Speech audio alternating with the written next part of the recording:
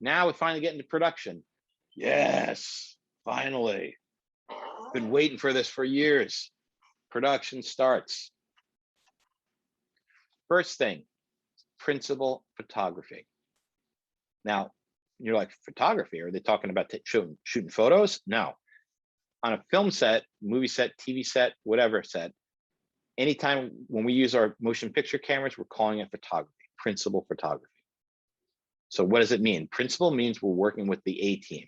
That means the primary actors, the lead, the seconds, the director, the main crew. We're all working to get those leads through their scenes. So principal photography is almost everything that has the lead actors in it. There's also something called second unit photography. Now, this could be a couple different things depending on what you're doing, what type of production you're doing.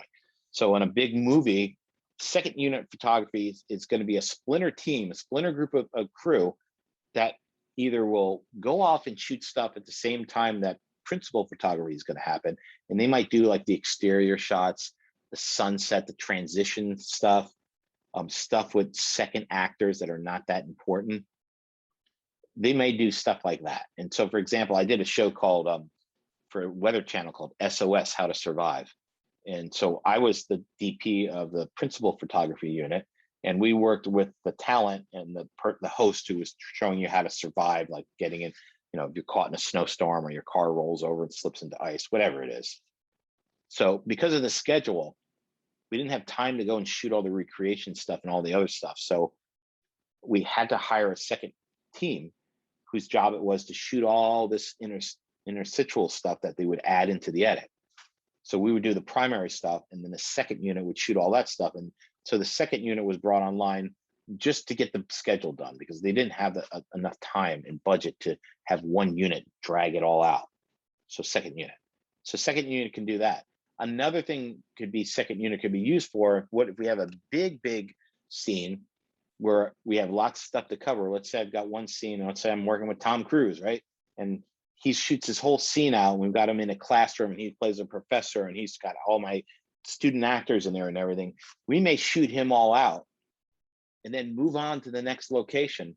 And then the second unit comes in and does all the pickups, does all the close-up reverse shots and everything of everybody else. They may even have a stand-in for Tom Cruise that looks like him from the back, or they may has similar hands and stuff, or if we do close-ups or over the shoulder stuff. It all depends on how they do it. But sometimes second unit comes in and does all the insert shots, the cutaways, all that stuff. It all depends on how big of a production it is, or how much time they have. Sometimes second unit, if they're doing a huge fight scene, will do parts of the fight separate. You know, if we have two armies clashing, like in Lord of the Rings, I may have a second unit that's doing like secondary insert stuff of all the fights, so we can just get through it all. So second unit photography is going to do stuff like that. So we got principals, basically everything that's with the main characters. That's the A unit. Next comes this word. What's this? This is the thing you don't want to do. This spells spending money. So pickups mean we go back and reshoot things that we may have missed or forgot or didn't work out right on set. So anytime there's pickups, a lot of times that means something didn't work in the edit, and we got to go back and shoot. And now this is a bad thing. We want to avoid pickups as much as possible, because what does this mean? Well, let's say the actors have already moved on to another project. Well, if I got to pick up, so I got to get them back in here. I got to pay for them to come back. What if they rip the sets down? We got to put the sets back up and redo it? Maybe. So we really try not to do pickups, but they do happen. Sometimes there's something mistake or some problem that goes on, and we can't, get it through edit. That can happen. I'll tell you another, again, it's going to be another Star Wars story, because that's what apparently I'm full of right now, is Star Wars stories.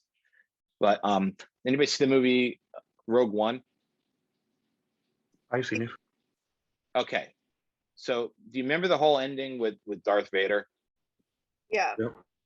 The whole, where he just hammers through the door and basically slaughters all of these these, rebels to try to get the plans as Princess Leia's escaping. That whole scene was a pickup.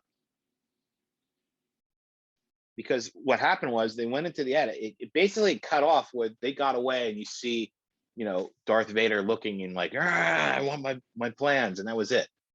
And as they were editing, they realized, Kathleen Kennedy, who was in charge of Lucasfilm, realized that, we haven't seen Darth Vader in his full prime.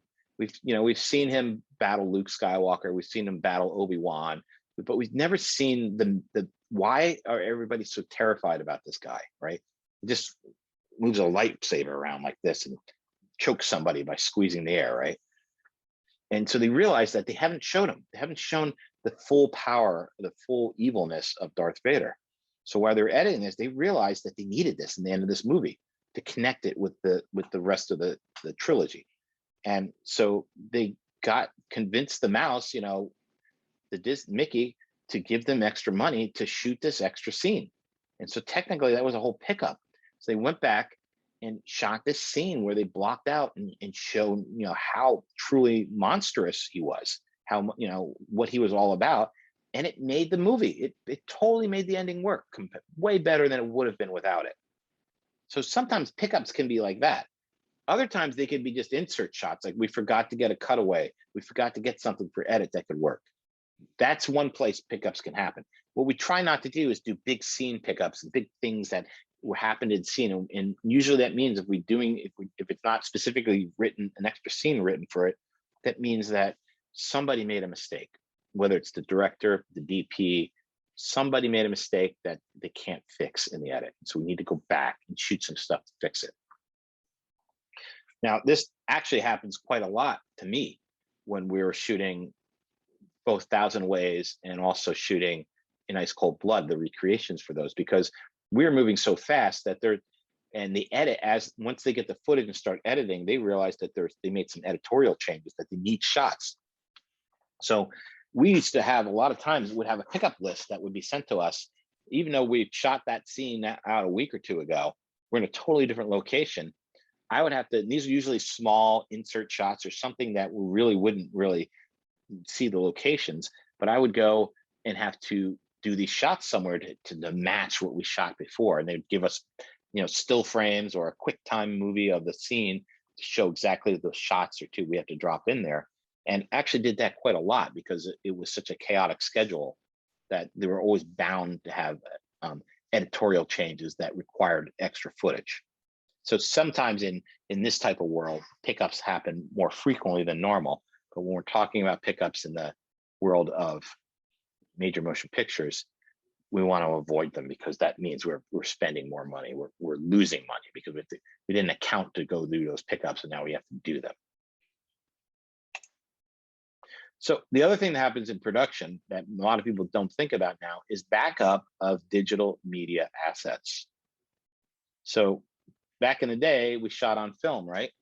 So you'd have these big canisters of film on the back of the camera, and when they roll out, the second AC, also known as the loader, would take the canisters off the magazines off the camera, put them in a changing bag, and put their hands in, and it would be completely dark in there. And they open up the magazines, take the film out, put it in a canister, tape it all up, and then give it to a runner who would take it to Kodak or Fujifilm and have it developed into negatives. And always the one thing you never wanted to see was a loader with the magazines in their changing bag like this, doing this, and all of a sudden they're like, that means the film, they probably opened the film the wrong way, and then the film starts spooling out inside of the bag, and they have to try to put it back together without damaging it.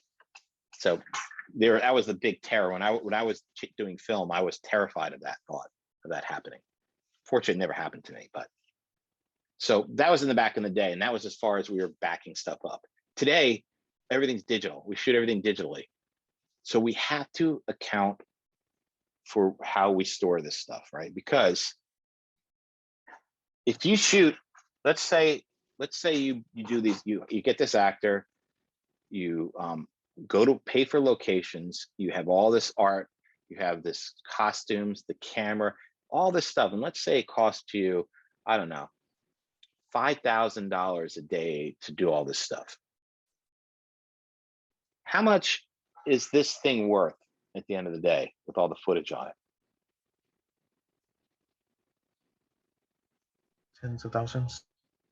It's how much you spent that day. So if I spent $5,000 to shoot something, this SD card now, which has my footage on it, is worth $5,000.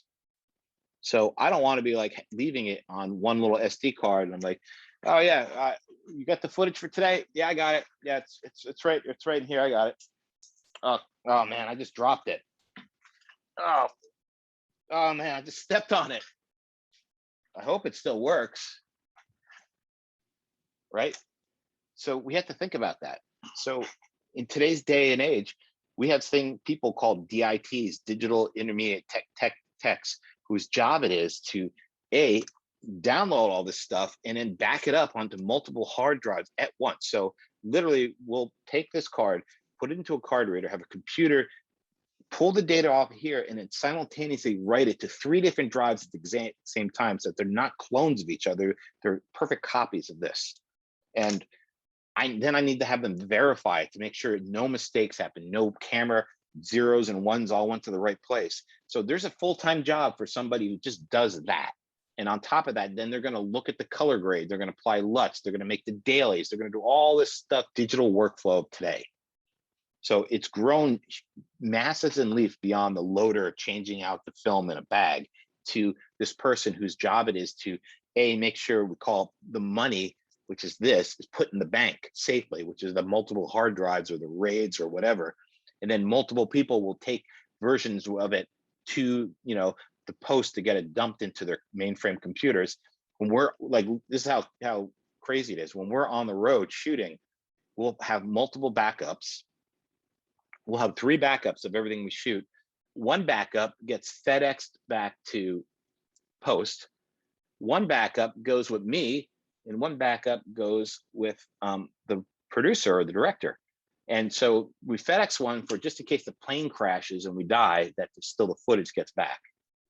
I get one in case something happens to me, I get hit by a car or something, then the producer has one, or vice versa. Basically, we want to make sure that whatever happens to us, the footage gets back to post somehow. And we're not relying on one place to get it back. I'm not going to give it to the PA and say, here, you got to take it, and not have a backup somewhere. So you want to take a game plan for how you're backing everything up. And it's really important. I think that I tell you about my first mistake I made with digital cameras when I first was going, right? We were doing a low budget horror film, and I just got my first digital camera, and literally got it less than a week before we started shooting. And I begged the director, I'm like, man, can we just push this a week? Like, I don't really know the camera yet. I don't have it figured out yet. And he's like, no, we got to shoot. And I'm like, all right. And so we got on set and we start shooting, and the cards, they didn't shoot the SD cards. They used something called P2 cards, and they really were expensive. So I only had like 2 or 3 of them. And so we were basically taking the cards out and putting them into a card reader and copying it to a hard drive. I only had 1 hard drive because I didn't really understand how everything worked. I had a piece of software that was doing the copying for me. And so we're going through the whole day. We rented Steadicam, did all this stuff. And I get to like after lunch and I download the last card. And basically, when I'm done downloading these cards, I'm popping them in the camera and formatting and erasing them. But I'm waiting until the software says that it's backed up. But when I get there at the end of the day, at the halftime after lunch to go look at the footage, half the footage is not there. What I found out was that the hard drive was plugged into an outlet, and somebody unplugged it to plug in their phone. And the computer software wasn't that smart and didn't give a warning or anything that the drive was not connected, and it just was writing to nothing. And so we lost all the footage, and it was unrecoverable. Basically, we never finished the film. We had half a film. We couldn't finish it because we didn't have the money to go back and shoot. It was just a total disaster. And that was a bitter pill to swallow for me, realizing the importance of not just putting it on cards and then worrying about it later, putting it in your pocket, or plugging the computer into an outlet and not thinking anybody would mess with it. It's super important to have a game plan. So you want to think about having like who's going to back it up. Are you checking it? Like, so today, like we'll back it up. We have software that tells us exactly if it's corrupt. And we'll physically go and look at all the shots to make sure they're all there before we say, okay, this card is clean, and put it back in the camera and format it. So that could kill you. And it did us. We spent, you know, I think we spent like $3,000 or $4,000 on the short and got nothing for it. So let my mistakes be your lessons to learn. Definitely come up with a game plan. You can't wing this stuff. You can't just, you know, hope for the best. You have to have a game plan. That means maybe a dedicated computer. Maybe it means having someone there just to do it. Or maybe it's somebody in the camera department whose job it is to do it. So something for you guys to think about for sure. And even on your projects, when you start doing this, you want to have some game plan. Back it up to your hard drive. Back it up to 2 hard drives if you can. Just have some plan in place that you know is going to work so you don't make the same mistakes that I did. And then the best part, the last part of production is the wrap. Yay, we've got through 6 weeks of production, or maybe 3 months of production, whatever amount of time. You got to have a wrap party. Well, we used to have big wrap parties. Now it's like, especially with the pandemic, there's no wrap parties, but we wrap, we're done. We finally got done with production. Whew, we're done, right? As filmmakers, we got it. We're totally done, right? Nope. The end of production, in my opinion, is just at the halfway point. We're not even close.